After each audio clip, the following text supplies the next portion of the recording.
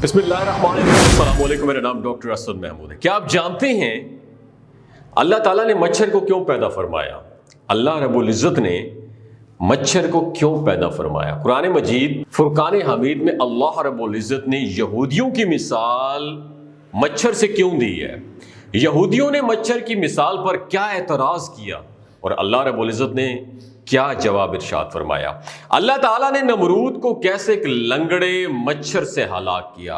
यही हमारी आज की वीडियो का मौजू होगा और आज हम आपको मच्छरों के हवाले से इंतहाई हैरत अंगेज मालूमात फराहम करेंगे। नादरीन, कुरान मजीद फुरकान हमीद की सूरह बकरा में अल्लाह रब्बुल इज़्ज़त ने इरशाद फरमाया, जिसका तर्जुमा ये है, यकीनन अल्लाह ताला किसी मिसाल के बयान करने से नहीं शर्माता, खा मच्छर की हो या इससे भी हल्की चीज की। ईमान वाले तो अपने रब की जानिब सही समझते हैं और कुफार कहते हैं कि इस मिसाल से अल्लाह ने क्या मुराद ली है। इसके जरिए बेशतर को गुमराह करता है और अक्सर लोगों को राह रास्त पे लाता है और गुमराह तो सिर्फ फासिकों को ही करता है। नादरीन, मच्छर इंसेक्ट हशरातुल अर्ज में से मक्खी की एक टाइप है। दुनिया भर में मच्छरों की तकरीबन 3500 टाइप्स पाई जाती हैं।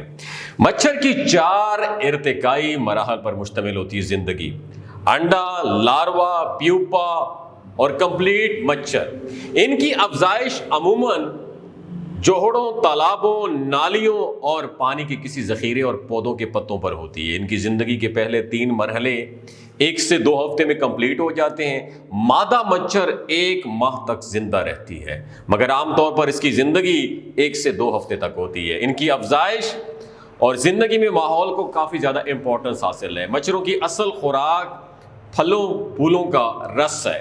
खून की ज़रूरत पता है किसको होती है? नर मच्छर को नहीं होती है, सिर्फ मादा मच्छर को होती है।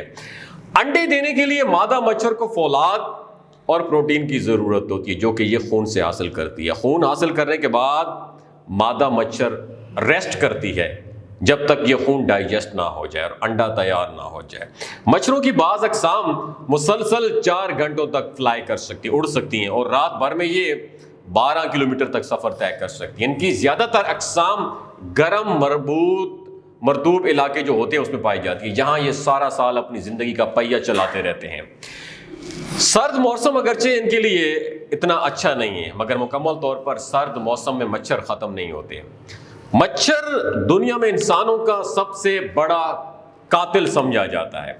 सालाना इससे मुतासरा अफराद की तादाद करोड़ों तक पहुंच जाती है और एक अंदाजे के मुताबिक हर साल 20 लाख लोग मच्छर से पैदा होने वाली बीमारियों, डेंगू बुखार, पीला बुखार और मलेरिया वगैरह से मौत के मुंह में चले जाते हैं, जिनमें ज़्यादा तादाद अफ्रीकी और एशियाई लोगों की होती है। ताहम मच्छर का खून पीने का अमल एड्स जैसी मोहलिक बीमारी का भी सबब बनता है। नादरीन, अल्लाह रब्बुल इज़्ज़त ने अपनी आखिरी किताब में सूरह बकरा का आगाज़ इस खबर से किया कि कुरान किताब ला रैब है, यानी इसमें कोई शक नहीं है।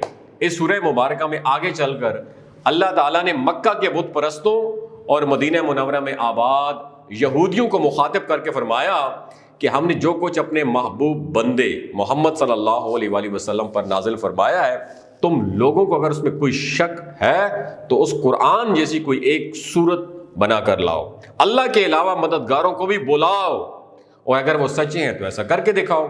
बुत परस्तों, यहूदियों और मुनाफिकों ने कुरान पर एतराज़ किया था कि ये किताब पतंगों और कीड़ों हशरात का तस्करा करती है, तो अल्लाह कैसे हकीर चीज़ों का जिक्र कर सकता है। उन लोगों ने ऐसी बात करके अपने दिलों में छुपे तकब्बुर का भी इजहार कर दिया था, मगर मक्का के लोग कमज़ोरों और ग़ुलामों को घटिया समझते थे और यहूदी लोग वो तमाम इंसानों को अपने से कमतर समझते थे और ख़ुद को एक ऐसी आला नस्ल समझते थे जो बाकी इंसानियत से अलग अल्लाह की चहेती और महबूब थी। इस पर अल्लाह ताला ने इरशाद फरमाया, इस हकीकत के इजहार में शक की कोई गुंजाइश नहीं है कि अल्लाह ताला किसी किस्म के मच्छर की मिसाल देने से भी शर्म और निदामत महसूस नहीं करता कि ये तो एक हकीर मच्छर है, बल्कि मच्छर से भी कोई कमतर हो, मगर उसकी मिसाल देना बेना बीन बाइस निदामत नहीं है। अल्लाह रब्बुल इज़्ज़त ने मच्छर के लिए कुरान में बाऊदा का लफ्ज़ इस्तेमाल फरमाया। ये मुअन्नस लफ्ज़ है। मच्छर की दुनिया में जितनी भी अक़साम हैं, इन तमाम अक़साम में सिर्फ मच्छर की مادہ ہی انسانوں، حیوانوں اور پرندوں کا خون چوستی ہے، صرف مادہ، جبکہ نر مچھر جو ہے نباتات اور پھلوں کا رس چوستا ہے۔ نر مچھر کو عربی میں بعوض کہا جاتا ہے، اس کی جمع آباد ہے۔ سوال یہ پیدا ہوتا ہے کہ مچھر کی جنسی شناخت تو آج کل کی میڈیکل سائنس کا کارنامہ ہے کہ جب ہمارے پاس ایسی جدید دوربین موجود ہے جو کسی شے کو ہزاروں اور لاکھوں گنا بڑا کر کے دکھاتی ہے، جبکہ قرآن نے بعوضہ کا لفظ بول کر 1450 سال پہلے بتا دیا تھا کہ وہ مچھر جس سے انسانوں کو تکلیف پہنچتی ہے وہ نر نہیں ہے، وہ مادہ مچھر ہے۔ سبحان اللہ۔ اللہ تعالیٰ قرآن میں یقیناً سب کچھ، قرآن جو ہے قول صادق کیا ہے، جس نے مچھر کی شناخت سے بھی ہمیں آگاہ فرمایا۔ ناظرین، نمرود کے بارے میں جانتے ہوں گے آپ؟ نمرود بابل کا بادشاہ تھا جو پوری دنیا پر نمرود کی حکومت تھی۔ 4 بادشاہوں نے پوری دنیا پر حکومت کی، جن میں سے 2 مومن تھے اور 2 کافر تھے۔ مومنین میں حضرت ذوالقرنین علیہ السلام اور حضرت سلیمان علیہ نبینا علیہ السلام تھے، اور کافروں میں نمرود اور بخت نصر تھے۔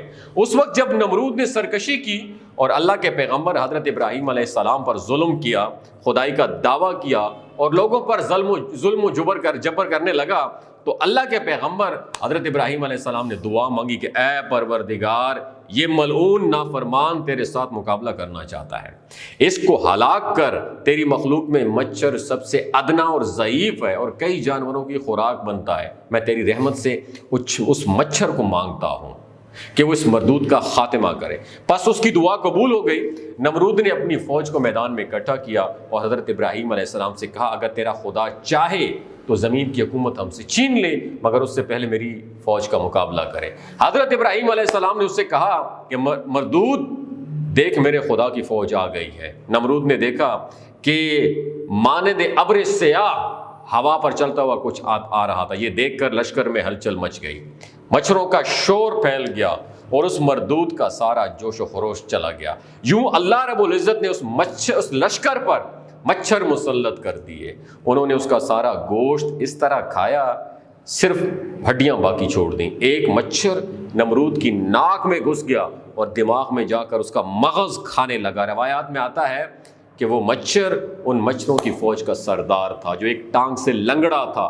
یعنی اللہ تعالیٰ نے کائنات عالم کی سب سے حقیر مخلوق کو اپنے ساتھ خدائی کا دعویٰ کرنے والے اور اپنے ساتھ شرک کرنے والے نمرود پر مسلط کر کے یہ ثابت کیا کہ خدا جو چاہتا ہے وہ کرتا ہے۔ مردود اس عذاب میں گرفتار ہوا جس کا کوئی چارہ علاج نہ ہو سکا، اور ہر کسی سے اپنے سر پر لکڑی، ہتھوڑا یا جوتا مرواتا تو کچھ پل کے لیے وہ مچھر بیٹھ جاتا اور اس کو نہ چھیڑتا، مگر جیسے ہی وہ جوتا ہٹائے جاتے جوتے، وہ دوبارہ اس کو تنگ کرنے لگتا۔ اس کی ناک میں گھس کر اس نے اس کو اتنا تنگ کیا کہ اس تکلیف کفر کی حالت میں نمرود ہلاک ہو گیا۔ دوستو، آپ نے مچھر کے بارے میں انفارمیشن اور نمرود کی ہلاکت کے بارے میں یہ مچھر کی کہانی آپ کو کیسی لگی؟ اگر اچھی لگی اور آپ کی انفارمیشن میں اضافہ ہوا ہو، دوسروں کے ساتھ ضرور شیئر کیجیے گا۔ ہو سکتا ہے اس ویڈیو سے اللہ تعالیٰ کسی کی زندگی اور دل بدل دے۔ اپنا اور اپنے ساتھ رشتوں کا خیال رکھیے۔ اللہ حافظ۔